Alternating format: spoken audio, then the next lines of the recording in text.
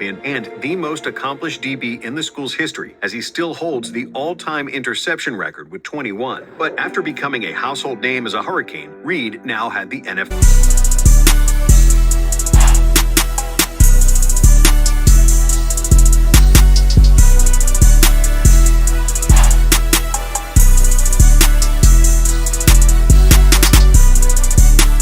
Good was Ed Reed actually? Yo, what a beautiful boy Cavis, man. We back with another video. We back with another reaction. And today we got one of the best safeties in the game, as you know, Ed Reed, man. We finna see how good he was. If you're new to the channel, man, make sure you like, comment, and subscribe. Subscribe. If you haven't subscribed, what is you doing? Let's keep it going, man. Come with video. You want your boy to see. And we're gonna react to that. Let's get into it, man.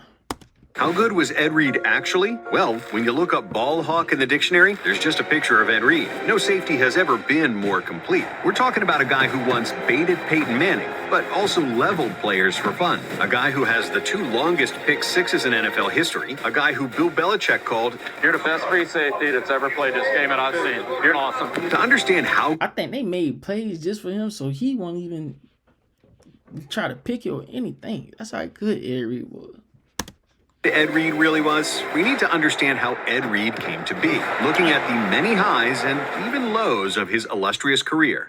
For many high school football stars, playing offense is what they love, and defense is just something they have to do. Ed Reed didn't see it that way. For nearly his entire high school career in Destrehan, Louisiana, Reed was all about the defense. Sure, he took snaps at various positions on offense, but where he truly thrived was at safety. In his senior season alone, he recorded 83 tackles, 7 interceptions, 3 forced fumbles, and returned 3 punts for touchdowns. And like many before him, football was Reed's ticket out of a tough situation. Early on in his NFL career, he opened up about his upbringing and admitted, "I never was in jail, but I did some things that probably would have put me there." Fortunately for Reed, the Hurricanes came calling. With several other offers, Reed picked Big East powerhouse Miami to continue his career. The U dominated the 80s and early 90s, racking up 4 national championships in 9 years. But when Reed arrived, it had been 5 years since their last title, and he was about to be a big part of getting back to their winning ways. After redshirting the 1997 season, he was given his first test as a starter in 98. Reed passed with flying colors, grabbing 2 interceptions and forcing 4 fumbles. In 1999, he followed up with 2 more interceptions. But this was all just a taste of what was to come in his final 2 seasons for the Canes. In 2000, Reed averaged 2 pass breakups a game and totaled a whopping 8 interceptions, earning him consensus first-team All-American honors. Then, somehow, Reed put together an even more iconic senior campaign. He led the NCAA with 9 interceptions, being named the 2001 Big East Defensive Player of the Year. And apart from Reed's individual honors, Miami went undefeated, culminating in a national championship win over the Nebraska Cornhuskers in the Rose Bowl. Reed finished his career at Miami as a national champion and the most accomplished DB in the school's history, as he still holds the all-time interception record with 21. But after becoming a household name as a Hurricane, Reed now had the NFL in his sights. Reed's hard-hitting and nose for the football causes many NFL fans to forget he was not an elite athlete by NFL standards. He stood at just 5'11", 205 pounds. Just for all the people who always say Ed Reed small. And his 4.57 40-yard dash in the 2002 NFL Combine was middle of the pack. But what the Ravens saw in Ed Reed were his instincts and work ethic, leading them to draft him 24th overall in the 2002 draft. After Reed was drafted by Baltimore, ex-Ravens head coach Brian Billick described him as the smartest player I've ever coached. His natural intuition and preparation for the game exceeds anything I've ever been around. No player had better range. And Reed proved his coach right from the jump, emphatically introducing himself to the rest of the league. He broke up 12 passes, tallied 5 interceptions, and had 85 tackles in his rookie season. Nowadays, those numbers would undoubtedly lead to a Pro Bowl selection, and maybe even an All-Pro team. But after a tremendous debut, Reed was snubbed.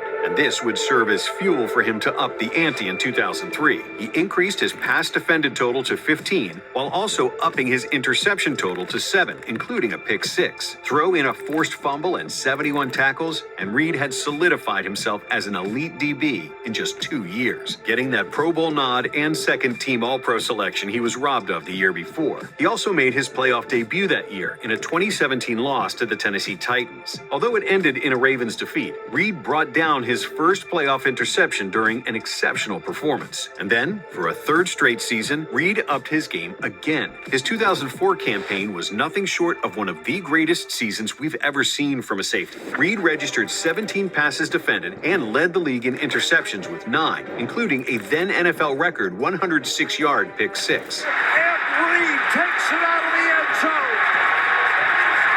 This season showed the world that Reed was not only an elite ball hawk, but also an elite runner with the ball in his hands. His 358 interception return yards in 04 broke the NFL single-season record. He also forced 3 fumbles, had 78 tackles, and earned 2 sacks. Reed was everywhere, leaving little to debate as he was named Defensive Player of the Year in addition to a first-team All-Pro nod and his second straight Pro Bowl. The craziest thing about his 04 performance was that the Ravens missed the playoffs. And unfortunately, 2005 didn't get much better. For the first time in his career, Reed missed significant time due to injury. After playing nearly every game at Miami and every game through his first 3 NFL seasons, an ankle injury caused him to miss 6 games. Reed still played at a solid level, but it was clear that he wasn't 100%, and Baltimore missed the playoffs for the second straight year. Regardless, the Ravens knew they had a special player and made sure to get out the checkbook ahead of the 06 season, paying Reed $40 million over 6 years. Locking in Ed Reed for the next 6 years was a no-brainer. But even the Ravens couldn't have anticipated how dominant the safety was going to be from 2006 to 2012. Of all the QBs that explained why Reed is so dangerous, NFL legend Tom Brady may have phrased it best. You never knew what he saw, but he saw everything. You were never going to fool him. He was just on some incredible defenses. He's one of the greatest safeties I've ever seen. Yeah, Ed Reed. Ed Reed was, if you haven't seen him, go watch him. The guy was unbelievable and played as good as any secondary play in history. Ed Reed. In 2006, Reed rebounded from injury to start all 16 games, nabbing 5 interceptions for his second first-team All-Pro honor, and he continued to build a reputation for playing his best in the playoffs. In an ugly 15-6 loss to the Indianapolis Colts, Reed picked off Peyton Manning twice. In 2007, he followed up with another 7 interceptions, breaking up 13 passes for good measure. But in 2008, the Ravens star had yet another all-time great season. Reed tied his 2004 interception total with 9, leading the league in interceptions for the second time. He also defended 16 passes and forced and recovered a fumble for a touchdown, along with 2 pick sixes, one of which was a 107-yarder, breaking his own record for the longest in NFL history. Baltimore fans should still be upset that Steelers defensive end James Harrison won Defensive Player of the Year that season. Even more upsetting is that Pittsburgh beat the Ravens in the AFC Championship, keeping Reed out of the Super Bowl for another year. Even with 2 interceptions in Baltimore's 3 playoff games, Reed's dominance wasn't enough. Another injury disrupted his 2009 season, but Reed was still a second-team All-Pro and had 3 interceptions. Even his down years were better than most safeties' best, and he was a monster in the Ravens' playoff campaign, with 2 interceptions in their 2 games. As injuries became a more prevalent thing in Reed's career, his 2010 season can only be described as one of the NFL's great what-ifs. Due to a hip issue, Reed underwent surgery before the season began. I ain't know he was dealing with hip injuries. I did not know that. Dang. Yeah, I ain't even know what he put at his mustache. I just always seen him on every play, like, growing up. Like, dang, 20s everywhere. 20s everywhere. 20, 52 days everywhere. I just kept seeing Ray Lewis and Ed Reed, bro. That's crazy.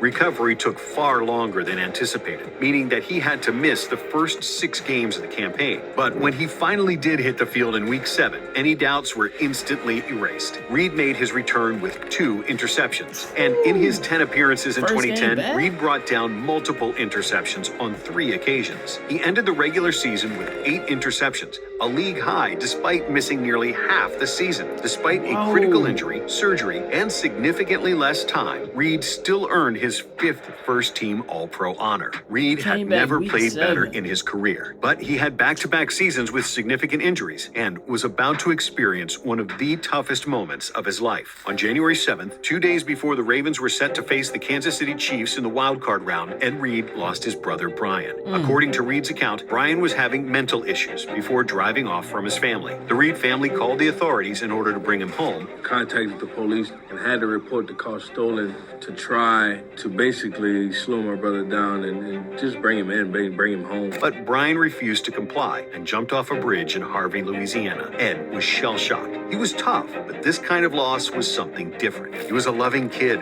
Reed said. He had a son who he cherished and loved. That was his reason for living. We are not immune from trials and tribulations that go through life. Despite suffering an incredible loss, there was... You having mental issues, man, talk to somebody, bro. Talk to somebody, pray, go see a therapy, bro.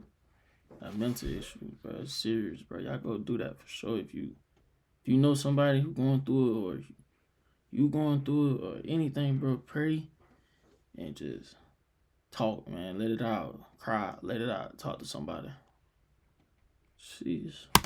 Only one thing Reed could do: get back on the field and play the game that had always been his escape. Everybody know what went on this week with Reed. He put it aside and he played for us. That's a true champion and a true warrior. Okay. The Ravens defense rallied around Reed, only giving up 7 points in their 37 win over the Chiefs. And teammate Terrell Suggs said after the game, who's a better teammate than Ed Reed? He didn't have to play today, but he chose to play. It was the simple fact that we wanted to give him 3 hours of peace. It definitely was an emotional win for him, and the rest of us too.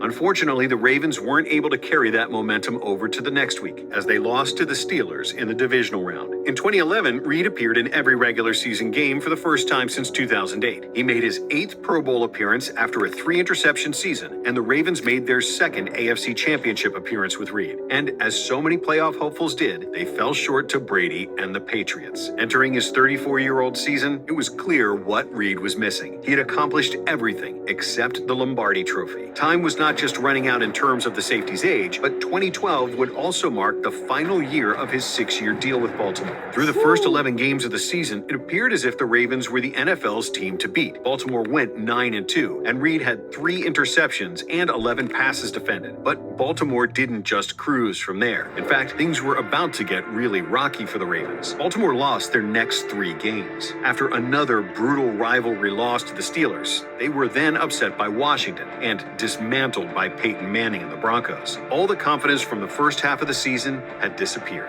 Baltimore was entering the playoffs, but they were limping in. And first up, Andrew Luck and the Colts. Baltimore's defense found itself right away, not allowing... Ain't this the year they won the Super Bowl 2012? Something like that? Or 13? It was one. I remember. Indianapolis to score a single touchdown. It was the exact type of win Reed and the Ravens defense needed. But that win set up a divisional round rematch with the Broncos less than a month after Manning torched the Ravens. Baltimore used everything in the tank. Both teams traded haymaker after haymaker before Ravens QB Joe Flacco found a mile-high miracle in the form of Jacoby Jones streaking down the sideline to tie the game at 35 and force overtime. While that game was more about the offense, it was Reed's partner at safety, Corey Graham, who picked off Manning late in overtime to set up a Justin Tucker game-winning field goal. Kick is on its way, and it looks good. For the 3rd time in his career, Reed was headed back to the AFC Championship. Man, I ain't know Justin Tucker was there that long. Dang, they just cut, bro, like last year. Dang. And Brady and the Patriots awaited the Ravens. Who else? But this was a rare moment where Brady was human, throwing 2 interceptions and keeping Baltimore in the game after taking an early lead. Both Baltimore's offense and defense came in clutch late. After scoring 2 TDs to take a 28-13 lead, the defense held off Brady to punch their ticket to the Super Bowl. The Ravens met the San Francisco 49ers in the Super Bowl, setting up the Harbaugh Bowl. But from Reed's perspective, this was simple. This was his only chance at a Lombardi Trophy. It was the biggest game of his career. And like nearly every playoff appearance before it, Reed was ready to make a statement. After the Ravens jumped out to a 14-3 lead, Reed locked on to 49ers QB Colin Kaepernick and intercepted him to set up a... Colin Kaepernick was... Bro, he was so much of a problem that year, bro. Oh my gosh. Potential blowout. While the 49ers refused to roll over, they dug themselves too deep a hole to climb out. After building a 28-6 lead, Baltimore held on to win 34-31 for the organization's 2nd ever Super Bowl. Just a year removed from the death of his brother, Reed had finally reached the pinnacle of pro football. The kid from Louisiana honored his brother's memory the best way he knew how, by becoming a champion. The following offseason, Reed considered retirement, but he just couldn't do it. Despite the Ravens allowing him to walk, he was a free agent for the first time in his career, and he decided to switch teams for the first time, joining the Houston Texans for one last payday. It lasted until November. After a loss to the Arizona Cardinals, Reid publicly said that the Texans had been outplayed and outcoached. He was then released. But Reid's football story didn't end there. Instead, he gave it one last ride with the New York Jets to end the 2013 season. In 7 games with the team, he totaled 3 interceptions, not too shabby for a 35-year-old. Ed Reed finished his career 7th all-time in interceptions and 1st in interception return yards. He racked up 9 Pro Bowls and 5 first-team All-Pros, on his way to becoming a first-ballot Hall of Famer in 2019. For more content on the NFL's all-time great players, line up with Blitz. Hey man, you enjoyed this video, man. Make sure you like, comment, and subscribe. Comment what video you want to see next, and we're gonna do just that. Man, I appreciate y'all for tapping into this video, man. I'll see y'all next video.